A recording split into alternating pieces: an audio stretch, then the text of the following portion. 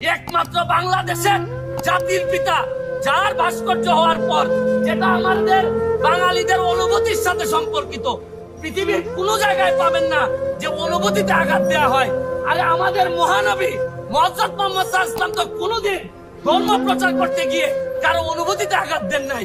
আর এরা এখন সামান্য এই 2 দিন আপনারা দেখবেন খেয়াল করে, আমার কাছে মনে হইতেছে, আমি জানি না আপনারা এটা বিশ্বাস করবেন কিনা, আমার মনে হইতেছে যারা মূর্তি এবং ভাস্কর্যের বিতর্ক যারা শুরু করছে এরা হচ্ছে গিয়ে রাজাকার, আল বদর, আল শাম যুদ্ধাপরাধীদের এরা আত্মা ভয় করছে এদের উপরে।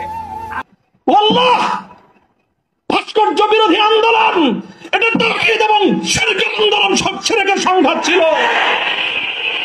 ভাস্কর্যের পক্ষে যারা ছিলেন তারা শিরকের পক্ষে ছিলেন, ভাস্কর্যের বিপক্ষে যারা ছিলেন তারা তাওহীদের ঝান্ডা সমুন্নত করেছেন।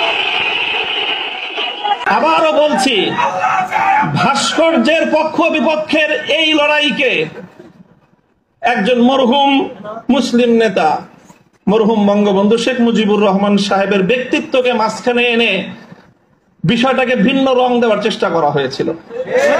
আমরা তখনও বলেছি, আজও বলি, ভবিষ্যতেও বলবো, ভাস্কর্য এটা বঙ্গবন্ধু শেখ মুজিবুর রহমান সাহেবের, শহীদ প্রেসিডেন্ট জিয়াউর রহমান সাহেবের, সেটার আমরা কোনো পার্থক্য করি নাই। আমি একথাও বলেছি, ভাস্কর্য যদি স্বয়ং আমাদের মুসলিম জাতির পিতা খলিল ইব্রাহিম আলাইহিস সালামের হয়, তাহলে সেই ভাস্কর্যের সাথে কি আচরণ করতে হয় মুহাম্মদুর রাসূলুল্লাহ শিখিয়ে দিয়ে গেছেন। আল্লাহ রাসূল সাল্লাল্লাহু আলাইহি ওয়াসাল্লাম মক্কা বিজয়ের দিন বাইতুল্লাহ থেকে যেই মূর্তিগুলো বের করেছিলেন, যেই ভাস্কর্যগুলো বের করেছিলেন, তার মধ্যে তো একটা ছিল ইব্রাহিম আলাইহিস সালামের মূর্তি। কি বলেছিলেন? কাতালাহুমুল্লাহ, আল্লাহ পাক এই মক্কাবাসীদেরকে ধ্বংস করুক, তারা খলিল ইব্রাহিম আলাইহিস সালাতু ওয়াস সালামের মূর্তি তৈরি করেছে।